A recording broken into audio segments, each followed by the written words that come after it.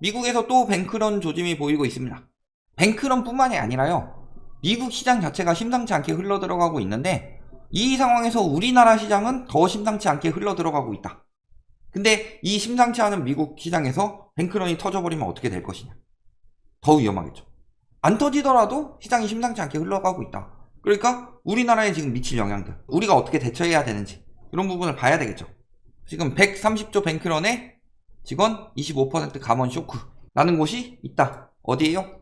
그 상황에서 퍼스트 리퍼블릭 은행, 여기가 한 달 새 1000억 달러의 예금 인출이 일어났다. 지난달 3월이죠.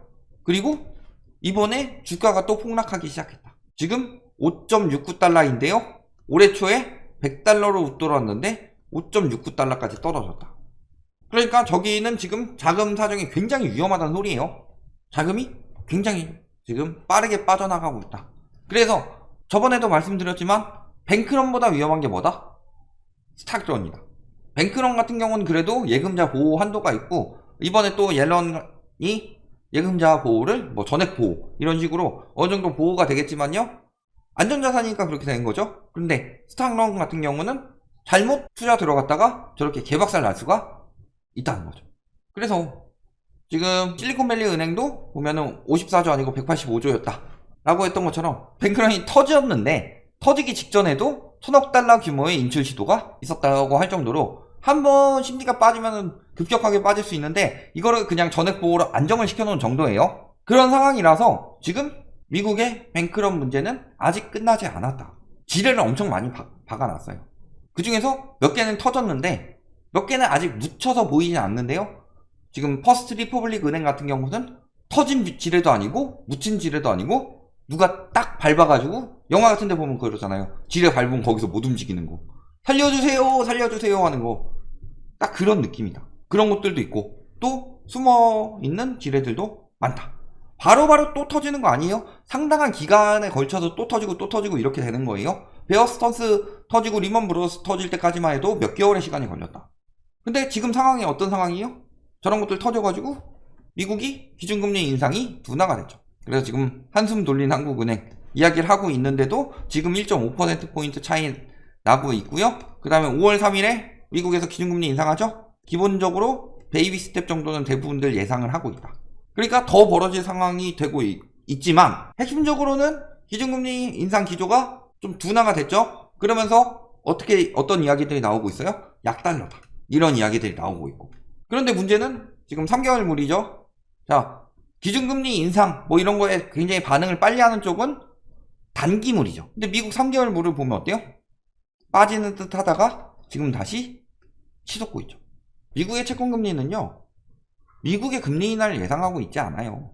우리나라 채권금리는 많이 떨어졌다, 금리 인하를 예상한다, 이렇게 말하기에는 우리나라는 국가적 차원에서 개입이 들어갔기 때문에 예금으로 가야 됐더니 채권으로 흐르면서 채권금리를 억지로 낮춘 그런 상황인 거고, 전반적으로는 지금 벌써 금리 인하를 논할 시기가 아니라는 거죠. 그러면 어떤 시기에 금리 인하가 되겠느냐? 진짜로 경기가 침체돼서. 그러면 인플레이션이 잡히죠. 경기가 침체되면 인플레이션은 당연히 잡힙니다. 왜? 통화승수가 돌지 않기 때문에. 통화승수는 돈이 얼마나 왔다 갔다 하면서 유동성 뻥튀기를 시키느냐. 예를 들어 100만원을 풀어도 20번을 돌면은 얘가 2천만원의 역할을 한 거죠. 여기서 내가 100만원을 쓰고 저 사람도 100만원을 쓰고 100만원을 쓰고 시장에서 100만원 100만원 100만원 2천만원의 역할을 한 건데, 내가 500만원을 쓰더라도 통화승수가 돌지 않아서 한 번만 돌면은 그건 500만원의 효과밖에 없었던 거다. 이런 것들 따지면은 어떻게 되는 거예요? 상황이 진짜로 인플레이션이 지금 잡힐 상황은요? 아니죠. 금리 인상 저 정도는 절대 못 잡습니다. 지금 미국 금리 엄청나게 올린 것처럼 보이지만 그 놈물가는 하나도 안 잡혔죠. 거기에 실리콘밸리 은행 터지면서 그동안 양적 긴축 해왔던 것들 어느 정도 원상복구 시키면서 돈 또 풀었어요. 결국에 지금 잡히고 있는 그 인플레이션은 유가 하락이나 식료품 가격의 하락, 이런 전쟁 여파가 어느 정도 종결되고, 그 다음에 기저효과 빨이 있는 거지, 유동성 효과에 대해서 잡히는 부분은 아무것도 없다. 그러면요, 지금 이 유동성은 언제 차근차근 축소를 시켜야 되느냐? 굉장히 얇고 길게 축소를 시키면서 경기 침체가 왔을 때 결국에는 어느 정도 또 풀어야 되고 하면은 인플레이션이 굉장히 장기화될 수 있다는 소리예요. 그런데 지금 미국에서는 실리콘밸리 은행이 터졌고, 그 다음에 너무 급격한 금리 인상으로 인해서 여기저기 문제들이 터져 나오고 있고, 그 문제는 그 전에 돈을 너무 많이 풀었기 때문이고, 돈을 너무 많이 풀었으니까 맨날 예산이 부족하니까 디폴트 날 수 있다 이런 소리 뜨고, 다시 회의해가지고 또 예산 늘려야 되고, 이런 상황이 지금 악순환에 돌고 있어요. 경제 위기라는 그 건물에 이미 비밀번호 누르고요, 문 열고요, 한 발 딛고 두 번째 발 딱 딛었을 때 뒷문이 꽝 닫히는 그 정도 상황이에요. 이제 이 긴 터널을 얼마나 지나가야 되느냐 이런 상황이라서, 지금 미국에서는 왜 지금 약달러 이야기가 나오느냐, 금리 계속 올리고 있고, 물론 최근에 돈 조금 풀긴 했지만 돈을 그래도 계속 긴축을 하고 있었고, 그럼에도 왜 약달러 이야기가 나오느냐, 침체돼서 돈을 다시 풀 것 같으니까 그런 상황이죠. 또 한 가지는 뭐예요? 미국의 달러의 패권이 예전 같지가 않다. 뭐 페트로달러인 부분도 있고요. 세계적으로 외환 보유고 자체도 예전만큼 달러보다는 다른 비중을 높였고, 그 다음에 채권 같은 경우도 신뢰도가 많이 떨어졌죠. 이번에 실리콘밸리 은행 터진 이유가 뭐 때문이에요? 대외적으로 채권 때문이라고 알려져 있죠. 그렇다는 것은 안전자산인 채권이 금리 인상기에 가격이 급락하면서 신뢰도가 떨어졌다는 소리죠. 여기에 채권의 신뢰도를 또 급격히 떨어뜨리는 세력이 있죠. 어디? 중국 10년 새 지금 보유량의 32%를 줄였다. 계속 팔아치우고 있다. 정치적 문제의 가능성도 있다. 물론 표면적으로는 금리가 올랐으니까 손실을 피하면서 팔았다 이렇게 이야기를 할 수도 있죠. 그런데 잘 생각해 보세요. 중국이 그런 나라가 아니에요.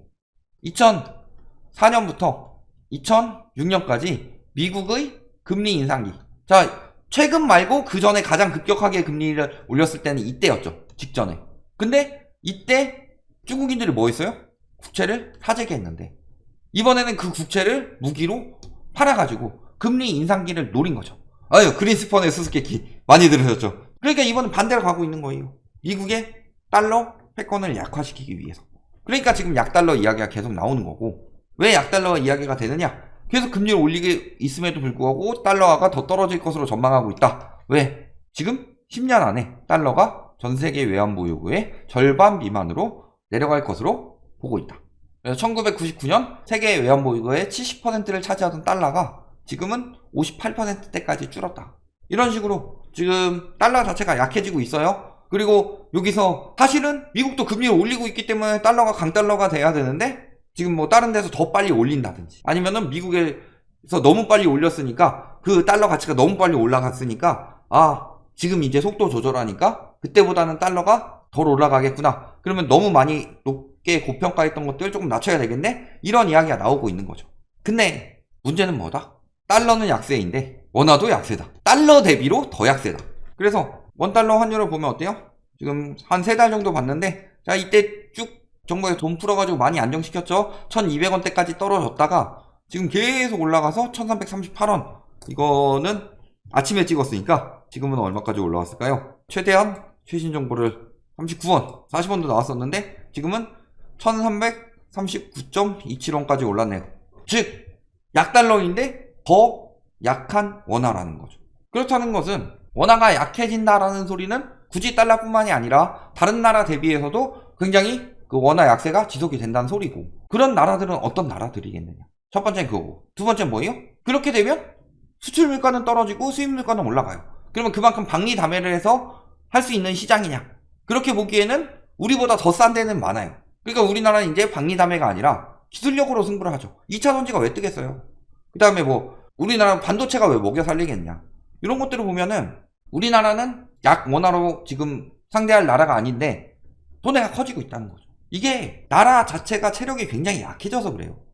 자, 그래서 보면은 IMF 때를 생각해 보면은 외환위기 재현 여부는 국내 달러 수급 상태에 달렸다. 근데 지금 아까 외환보유고도 물어보셨지만 외환보유고가 작년만 한 60조 썼다고 그랬죠.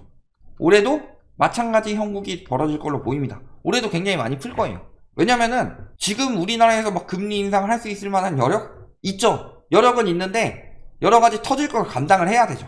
도려낼 것들을 도려내고 터뜨릴 것들을 터뜨려야 되는데, 뭐 속설이라고는 하지만 뭐 정조대왕이 종기를 터뜨리지 않아서 죽었다, 이런 것처럼 아무리 작다고 생각하더라도요, 그게 골마서 커지면요, 아무리 작은 병이라도 문제가 생깁니다. 그것처럼 터뜨릴 건 터뜨려야 되는데 지금 금리 못 올리고 시중금리 억지로 낮춰가지고 지금 버티고 있는 거죠.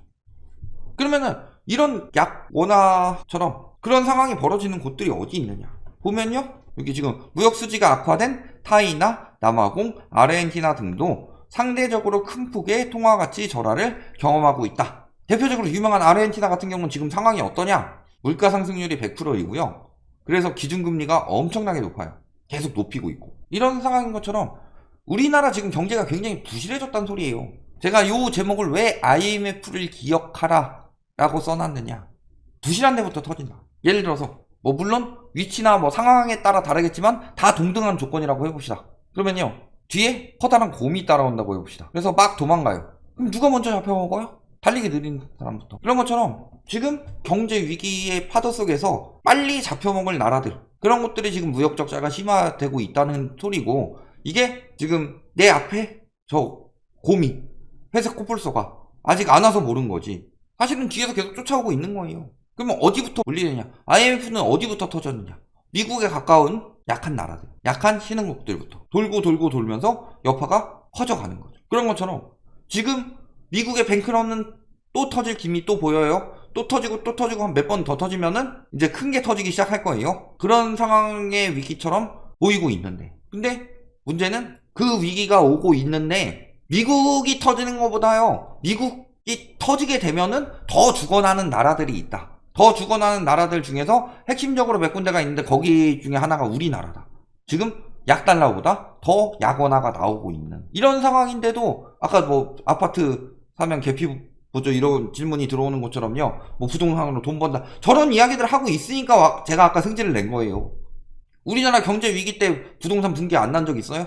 있으면 갖고 와봐요. 그런 적 한 번도 없었다. 코로나 때도 초창기에 붕괴됐었어요. 코로나 때도 초창기에 붕괴됐는데 세계적으로 돈 어마어마하게 쏟아붓고 우리나라도 어쩔 수 없이 그에 따라서 금리 낮추고 따라가면서 하다 보니까 뜬 거지. 원래 경기 침체도 붕괴가 돼요. 근데 지금 문제는 유동성 문제를 이미 코로나 때 한번 터뜨렸었죠? 그러면은 앞으로 그때처럼 유동성을 풀 수가 없어요. 근데 그때가 원래는 상승기였냐 침체기였냐? 원래는 침체기였는데 돈을 어마어마하게 풀어서 했던 거, 그 돈을 결국엔 줄이지 않으면 인플레이션이 안 잡히는 건데, 세계적으로도. 이런 부분 잘 생각해 보세요. 어떻게 지금 대응해야 될 상황이냐. 괜히 위기다 하는 정도가 아니라요, 위기다가 아니라 올해 아니면 내년쯤에 위기 하나 터질 가능성이 굉장히 높아요. 지금 거의 터진다고 봐야 돼요. 이미 징조들은 굉장히 많이 나왔고, 다만 그런 것들이 지표상으로 터지는 것처럼 보이지 않게 하기 위해서, 연체율 안 올라가는 것처럼, 덜 올라가는 것처럼 보이게 하기 위해서 핵심적인 자영업 연체율을 빼고, 그 다음에 바젤3 적용하면 은행들이 긴축해야 되니까 요거 안 보이게 하기 위해서 유동성 커버리지 비율 또 미루고, 이거 미루고 저거 미루고,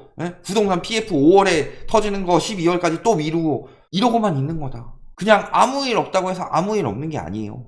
아무 일 없다고 생각하고 딱 문득 뒤를 돌아본 순간 그 곰이 바로 내 뒤에 와 있다. 잘 생각해 보셔라. 여기까지 말씀드리겠습니다.